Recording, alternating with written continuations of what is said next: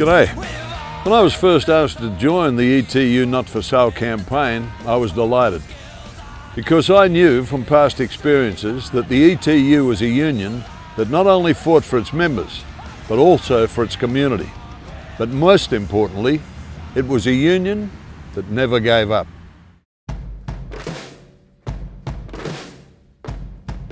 G'day. I'm an Australian, and I was born here in Queensland. And my first job was an apprentice electrician in the railways, so I know the value of an apprenticeship. This video is a celebration of the ETU's Not4Sale campaign, which galvanised communities all the way from the Cape right down to the New South Wales border, to stand up, to speak up, to vote up and save their assets and their jobs. Now, your efforts in this campaign have played a huge part in contributing to the defeat of a first-term government which was elected with the largest percentage of seats in Australia's history. So well done. Sit back and enjoy this reflection on the campaign, your campaign, that helped to maintain these assets in public hands and hopefully put an end to the idea of privatisation forever. Good on you, team. I joined this union in 1998 as an official, and we were a pretty conservative union back then, and for good reason, I suppose. We got smashed in the CQEB dispute, and Bobby Hendricks, who was secretary at the time, was trying to reconsolidate and rebuild the union financially, which he did a good job of doing. 2001, that all changed. Dick Williams took over, and we became a campaigning union, spending a lot of Bob's money that he'd stacked away, but we needed to at the time. We needed to rebuild our union. 2001, 2, 3, we started employing new young organisers off the job. We started campaigning for better rates of pay and conditions. We started taking on some social issues, including Indigenous issues. And the union really started to get a foothold and really started to hit its straps around 2003, 2004. We went in the ESI in 2004-5 and ran the EDSD campaign. We smashed it with up to 31% pay increases, and we started building on our previous gains, and it was a brilliant time to be an organiser in this union. And it's pretty much grown since then. As an official, I would have put down before this year and last year, I would have put down the Your Rights at Work campaign 2006-7 as a career highlight. But I can tell you guys, the Not4Sale campaign makes it pale into insignificance. The work that was put into this campaign, the planning, the resources, the dedication of our officials, of our rank and file delegates, of our supporters, people that weren't even ETU members that got behind us. Guys like Tony Barry and what Tony did for this campaign, having a public face who wasn't just a paid actor, as the Tories tried to make him out to be, but actually a guy that actually cared about the cause he was fighting for, actually gave a rat's ass about working class people and people and families, and who got behind the campaign and did a lot of this work for nothing. And I'll take my hat off to you, Tony, you've done a brilliant job on this. So to see it from 2012, we decided to kick off a 3-year campaign. We knew the Tories would sell. We'd just been through a massive shit fight with Labor. We knew what they were going to do. They did it. We lost that campaign, and a lot of our members lost their jobs, and regional communities in particular suffered as a result. So we'd learned some things out of that Bligh campaign. We'd learned what to do, and we decided we'd kick off in 2012 with a smallish campaign designed to turn the Tories around and put some pressure on their backbench to buckle and not sell our industry. About halfway through that campaign, so about 2013, midway through that, we realised that they were fair income and they were going to sell our industry. And they're going to sell off all the jobs and the training and the apprenticeships and everything that we'd built up in regional Queensland in particular was going to go out the door the same way as the Bligh privatisations did to Queensland Rail. So we geared up. We put Lara Watson on full-time as a campaign coordinator. We put Janine Aitken in there as well to give her a hand part-time. We had Andrew Irvine, our media guy, working his backside off. So the 31st of January, Campbell Newman announced the state election for, and that's when things changed. That's when the game became a full-time, all-in campaign, if you like. All of our resources, all of our officials, all of our delegates out on the job. To see guys on Facebook in particular, and social media played a huge part in this campaign. To see how get up every morning and fire your laptop up, have a quick cup of coffee before you went to work, and see pictures of your members out on the side of the road at 5 a.m. in the morning campaigning. Then come home at night, flick on the TV, watch the 6 o'clock news, and see our members on Facebook again, still out doing the same bloody thing. And they've been to work in between. Showed the dedication of our rank and file. It was just fantastic. With the exception of a couple of areas, we had a fantastic campaign across the state.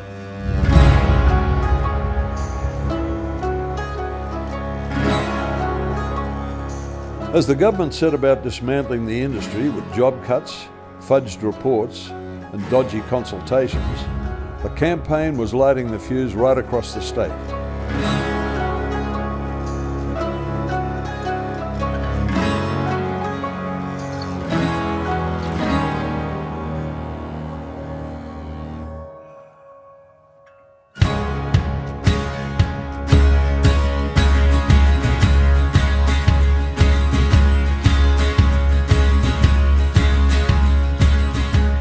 By late 2013, as we suspected, the LNP was ready to backflip on their promises of no asset sales. We were ready. Early in 2014, the ETU released two important reports that blew holes in the LNP's asset sales figures: Quiggin and Orion reports. The message was clear. Privatisation meant that we would have paid more for substandard services, it would have been owned by foreign companies, and the massive profits would be sent overseas, and there'd be job cuts. It wasn't worth the risk.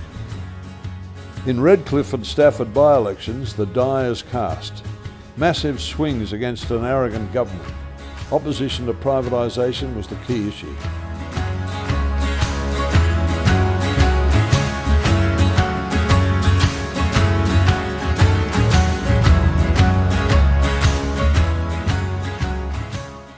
$33 billion worth of our assets. That's what the thieves from George Street have got their eye on. They're going to sell this off. They're saying they're waiting for a mandate at the next election. They're putting everything in place right now. Okay, we're talking about our past, our present, and our future here. And nothing's going to change unless you get involved. Don't expect other people to get involved if you won't. Come on, stand up. You've seen what happens when you do. You got your concessions back. Look what happened down in Bentley. They turned the game around. You can do it here too. Come on, Queensland. Come on, Queensland. Get into it, boy.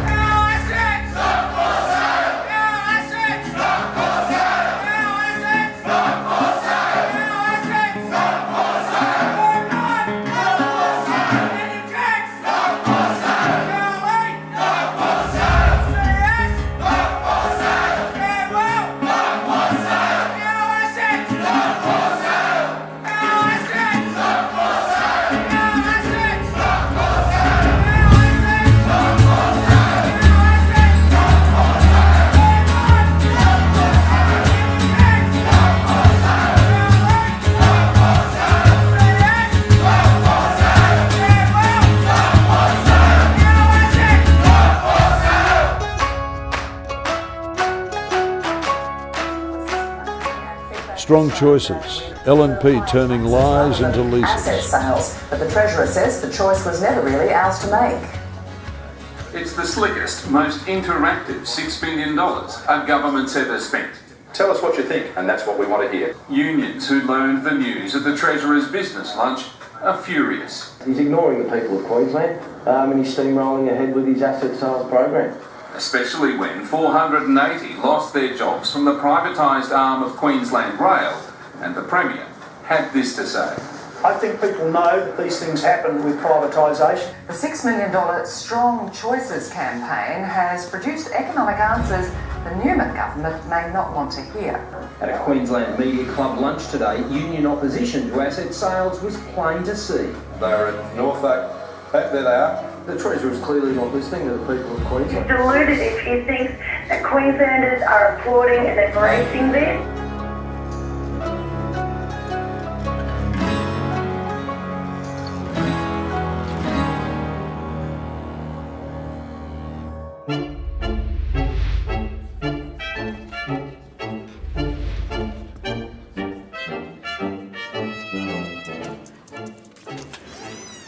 Hey, this is private! Mr. Newman, you know we don't say that word. What word?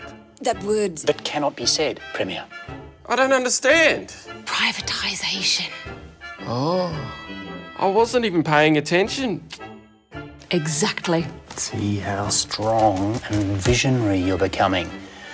Now, the challenge we've got is how to step back from all the bullshit you said to steal the election. I believe the electricity assets owned by a state of Queensland should be owned by the people, I do not support privatisation, nor do I support deregulation. Oh, I really miss those days. I could say whatever I wanted in opposition, and now it just comes back to hurt me. All that hot air blurted out by Nichols to get you across the line at the election hasn't helped either. As anybody would know who would observe the privatisation of assets, a 99-year lease is as good as giving away the farm. And that is what is happening here. A lease? It's not a lie, it's a lease. Ooh, I like that. We could lease it all for 100 years. Cut it to 99, makes it sound like a special deal. We'll all be dead by then. And we can keep our bucket of cash without even calling it private. Hey. That word we don't like. All right, I can do it. Just remember, never call it privatisation. We're just going to lease them all for the rest of our lives. And our children's. And our grandchildren's. And our grandchildren's grandchildren.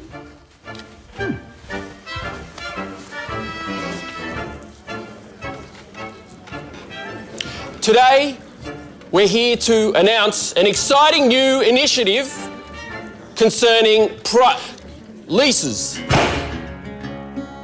Across the state, there was no escape from the relentless Not4Sale campaign.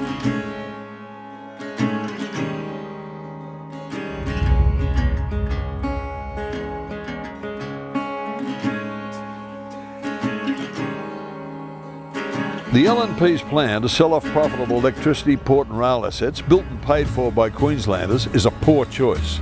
Privatisation failed in Victoria and South Australia. Prices skyrocketed, jobs were slashed and communities suffered. And last year these same assets provided over $1 billion back to Queenslanders for things like schools, hospitals and roads. There are alternatives. Check out Not4Sale. Asset sales, don't risk it. Attention Energex, Ergon and Powerlink workers. The Newman government have put out substandard EBAs for voting without your union support, all on the premise of a one-off employment security clause. These agreements will affect your hard-fought wages and conditions through the unrestricted use of contractors, diminishing your safety, and also in Energex and Ergon, the future of our industry by slashing apprentice numbers. This is about your future. Make sure you vote no. In 2010, current LNP Deputy Premier Sini said 99-year leases were a dishonest, sneaky way of implementing asset sales, while Treasurer Nichols said leases were as good as giving away the farm. In 2012, Queensland agreed. Now, the same LNP wants to sell $37 billion worth of your profitable electricity, port and rail assets to predominantly foreign buyers. This election, just say no. Number every square and put the LNP last.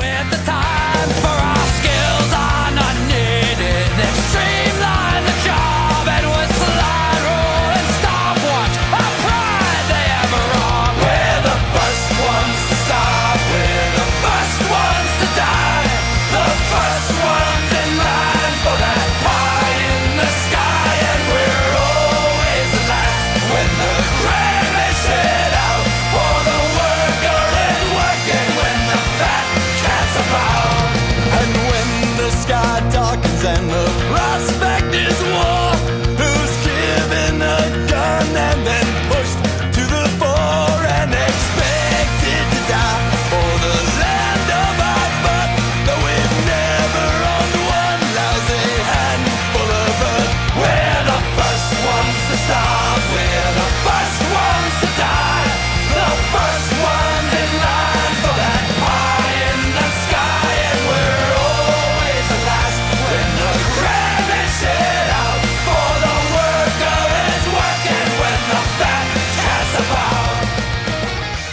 This fight started off about being the industry. It was just about the supply industry and saving our members' jobs and future jobs through apprenticeships. But it soon built into something broader than that. Newman was kicking us all over town. He was kicking us in the construction industry and rail, you name it, he was having a go at us. He was taking our work cover off us. He was making it harder for our officials to get on site. So it turned into a campaign not just about the supply industry towards the end, it was a campaign to save our members across the board, and what a campaign it was. I remember driving up here about 6 o'clock from the Gold Coast after being on polling booths all day. So I said to my missus, I said, I'm absolutely rooted. I've never put so much effort into a campaign in my life. I'm physically and mentally screwed. I reckon 2 beers and I'm in bed. Well, that soon changed when the results started rolling in after that. And to sit back and see 46, 47, 48 seats being called for the ALP that night, coming off a record smash in 3 years before that was just unbelievable. And I tried to sneak out at 12. I was stuffed, the euphoria died off, and Mr. Ong and a few other guys grabbed me and said, "No, stay and party, you bugger. You know, let's have a few beers." I did sneak off. I went out the front door and snuck off about 2 o'clock and went to bed. Come down at 9 o'clock and half the crew was still partying. It was a massive celebration, and rightly so. These guys had given as much as I had, everyone else had given. We worked our backsides off in some of the hottest conditions I think I've ever campaigned in. We worked our backsides off, our delegates worked their backsides off, our rank and file, our supporters, our families, everyone. It was just the campaign to be in.